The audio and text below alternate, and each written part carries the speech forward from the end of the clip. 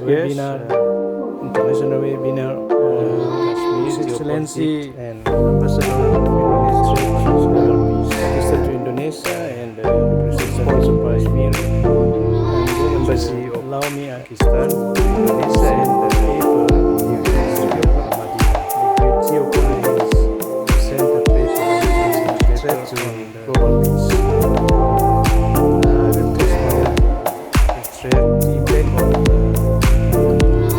impact of global conflict in Kashmir impact to education.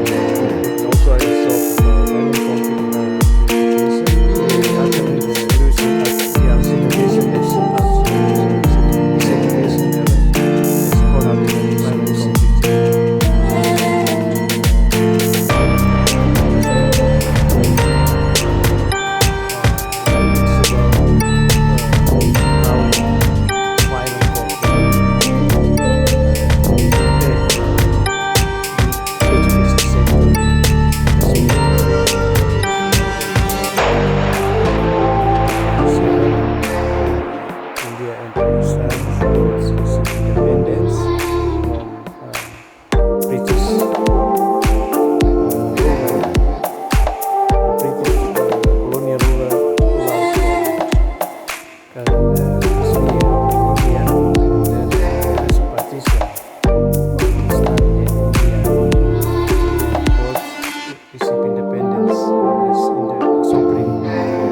Country.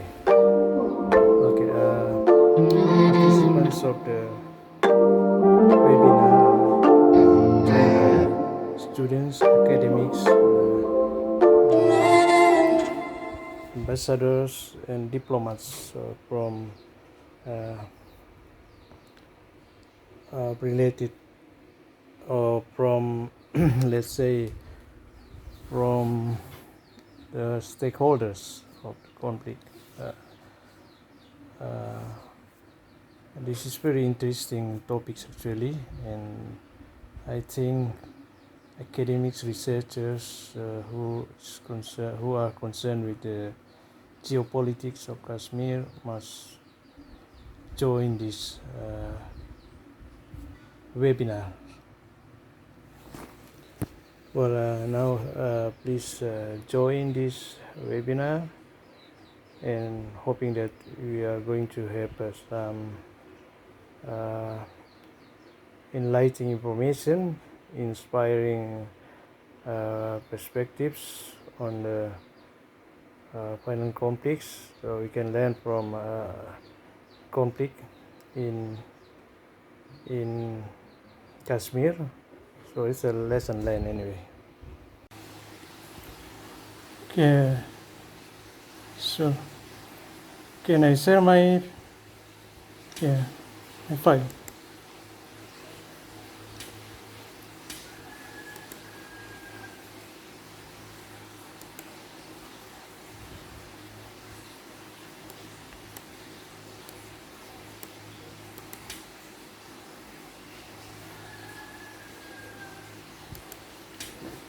Well, good afternoon, everyone.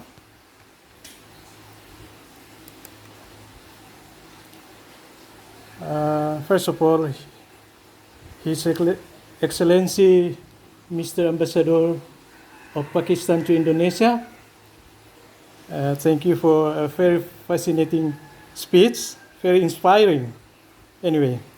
And Mr. Ghulam Nabi Fai, representative of Kashmir in America, and now based in America. Dear ladies and gentlemen, participants, distinguished participants, honorable guests, well, allow me to present my paper on regional conflict. My paper, the title is Regional Conflict and the Impact to Education.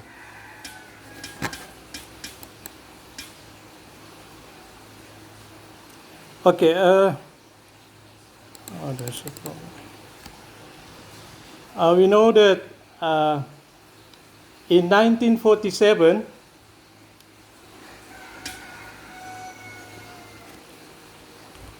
Pakistan and India, there's a partition at the end of the British rule.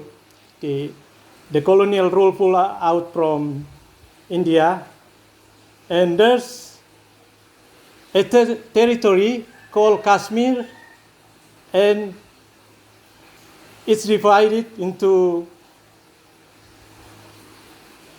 Indian administered Kashmir and Pakistan administered Kashmir. Under partition plan provided by the Indian Independence Act, Kashmir was actually free to exceed either Pakistan or India. And the Maharaja at the moment, Hari Singh, initially wanted Kashmir to become independent, but on October 1947, Kashmir chose to join India in return for its help against the invasion of tribesmen from Pakistan. And other parts of Kashmir joined Pakistan. Have a look at this map. See, this is a map. This is Pakistan administered Kashmir, and this is Indian administered Kashmir. And next, the Kashmir conflict is a territorial conflict, disputed conflict, disputed territorial, over the Kashmir region, primarily between India and Pakistan, with China playing a third-party role. India controls approximately 55% of the land area of the region. That includes Jammu, the Kashmir Valley, Mos Landak, the Siachen Glacier, and 70% of its population, and the Siachen Glacier. Pakistan controls approximately 35% of the land area. That includes Azad Kashmir, Gilgit, Baltistan, and China control the remaining 20% of the land area. That includes Aksai Chin region that mostly uninhabited, Trans-Karakoram Tract, and part of the Donchok sector. So you can imagine 3 nuclear powers, 3 nuclear armed countries involved in this regard, in this dispute, disputed territory. China, which shares disputed border with India in Ladakh, and has objected to the reorganization and accused Delhi of undermining its territorial sovereignty. This is Kashmir conflict, the unsolved controversy between two brothers. So actually, Pakistan and India are brothers, though they have different, Hindu majority country and Islam majority countries in Pakistan, but they are brothers actually. Next, according to the scholars, Indian forces have committed many human rights abuses, and acts of terror against the Kashmiri civilian population, including extrajudicial killing, rape, torture, and enforced disappearance, kidnap the activists. According to Amnesty International, no member of the Indian military deployed in Jammu and Kashmir has been retried. Human rights violation could be impunity. In civilian court, as June 15, although military courts martial have been held, Amnesty International also accused the Indian government of refusing to prosecute perpetrators of abuses in the region. Okay. The deaths of 40 Indian soldiers in a suicide attack on 40 February 2019 have ended hope of a thaw in the immediate future. India blamed Pakistan-based militant groups for violence, the deadliest targeting Indian soldiers in Kashmir since the insurgency began 3 decades ago. As I mentioned, that there are 3 countries, 3 nuclear powers in this regard: China, Pakistan, India, and China. You can imagine. Recently, in the mainstream media, a scientist, a well-known scientist, controversially mentioned that there are 3 things that need to be considered that could have mass destruction impact, which lead to the end of the world. It's a threat, actually. He mentioned that the 3 are global warming, asteroid, the biggest asteroids, and then nuclear war. You can imagine, if there's a nuclear war, the South Asian or even Southeast Asian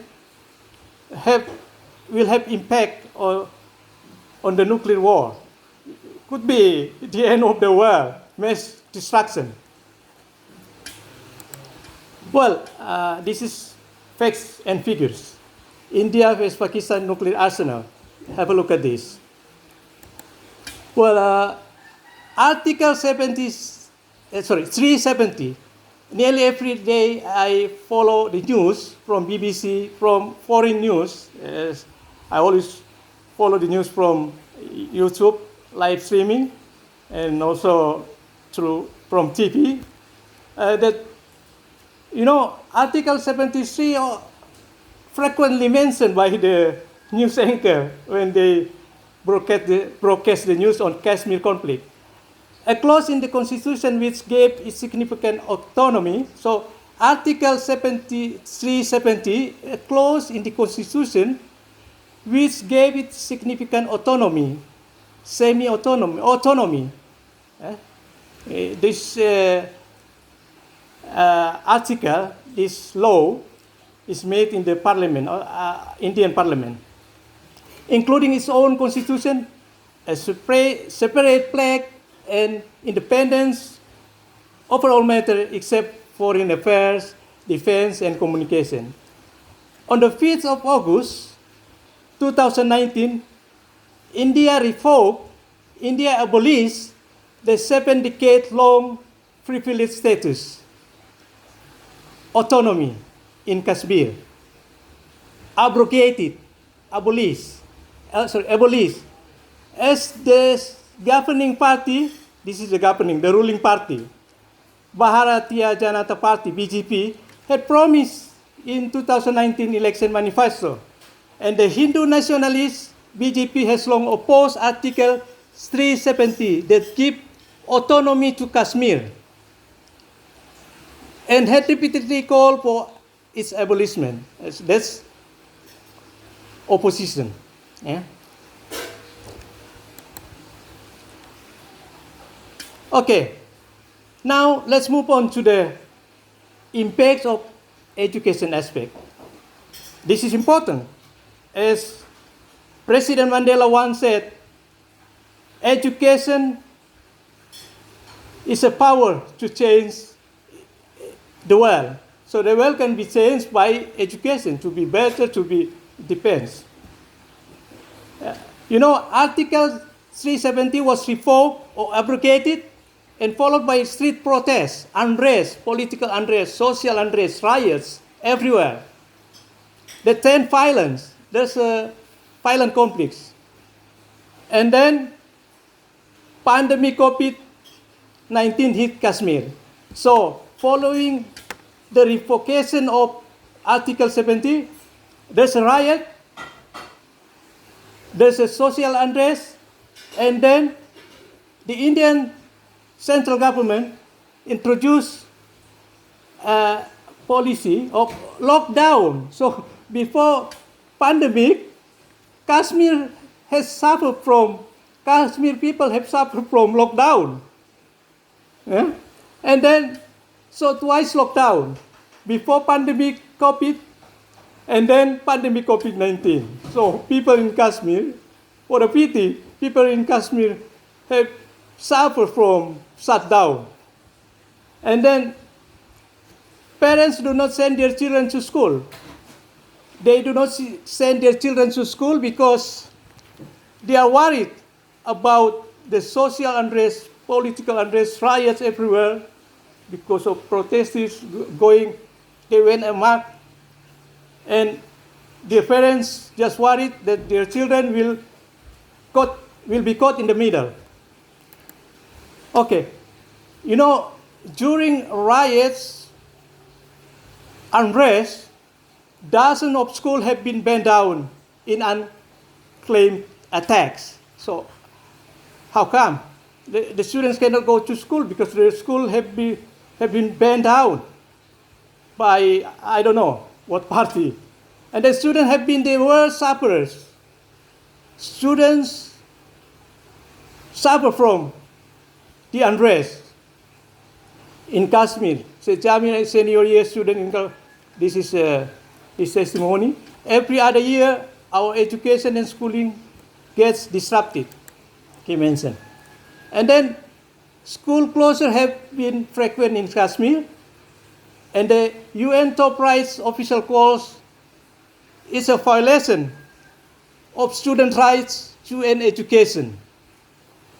In 2016, schools were shut for almost 6 months. You can imagine, 6 months. 1 week shut down. You know, in Indonesia, the students complain of local people, when we have a shutdown, we suffer from, we cannot go anywhere, just stay home. And this is 6 months. And almost 6 months, during waves of protests following the killing of popular militant commander Burhan Wani, the UN human rights officer reported that 130 school days went lost. Yeah? So the students lost education because they cannot go to they are not go to school. They are not able to go to school because of this social unrest, political unrest. In 2017, the authorities closed down all schools and university for at least 2 weeks when troops quelled a protest at a college in Pulwama, a hotbed for anti-government sentiment. Have a look at this image. Social unrest, protesters on the street. And then,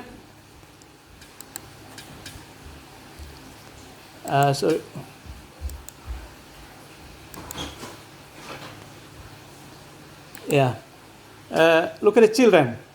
The children couldn't go to school. They just they attend the school, went to makeshift school. So the teacher is very creative, had an ideas to have makeshift school. Have a look at this. They just put their belongings, their books, stationaries on the stones, big stones. They are looking forward to having a class and waiting for the teacher to come to teach them. And they cannot go to school. The schools have been burned down by, I don't know, maybe Indian militias or Pakistan militias. Internet connectivity was cut off. When, after the introduction of 370 article, there's a unrest and riots. And then the pandemic hit Kashmir, and the students must have online class, virtual class. But the problem, the connectivity, the connection, internet connection is very slow, and then cut off by central government, Indian central government. You can imagine the students cannot. Yeah, nearly finished. Nearly finished, thank you for the gentle reminder anyway. Nearly finished. My solution to the violent conflicts, disputed territorial. It is important to consider peace education. And peace education can apply to all ages, not only children, but even adults can join education and training on peace. And then this is introduced by Ban Ki-moon, the former Secretary General dedicated to International Day Peace 2013. Peace education is both important peace building strategy and effective way of preventing violence. Peace education promotes knowledge, skill, attitudes, and so forth. And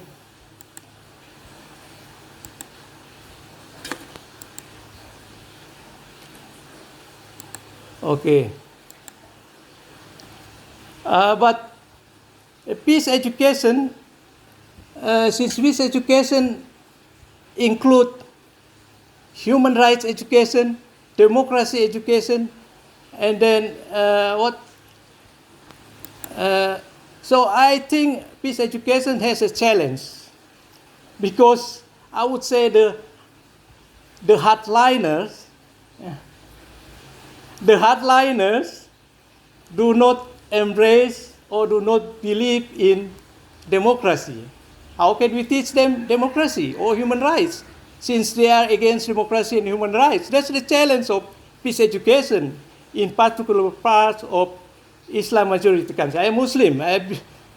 I've been to Holy Mecca as well. So, but in my opinion, there's a problem with peace education because, let's say, the teaching of conflict resolution is okay, but when it comes to democracy, human rights, could be challenging. Maybe some elements will be against democracy education or human rights education. But I think they respect democracy to some extent. And not liberal democracy, but could be, democracy that are the universal values. Yeah, the universal values anyway. Okay, this is the end. In conclusion, sorry, it's very slow. Yeah. So at the end, in conclusion, territorial dispute, I would say territorial dispute, sectarian conflict. Why sectarian conflicts? Because some elements involved, militias involved in the conflict, they hijack certain religious teaching. I don't say Islam or Hindu, but they are involved and they claim that they are Muslim or they are Hindu fanatics. So sectarian conflict and violent conflict. So they claim lives are claimed, were killed. Yeah? Innocent people were killed. Culture, economy, and political dilemma. You know, during the conflict, there are culture and economy and political. Civil war and Cold War. I would say there's civil war because they are involved in violent conflicts. Yeah? And I hope Cold War, because you can imagine the nuclear powers, if they are involved in war, could be the end of the world. The region of Southeast Asia also. Okay. And the challenge of peace education that I mentioned. Thanks a lot anyway. That's it. Thank you. Assalamualaikum warahmatullahi wabarakatuh.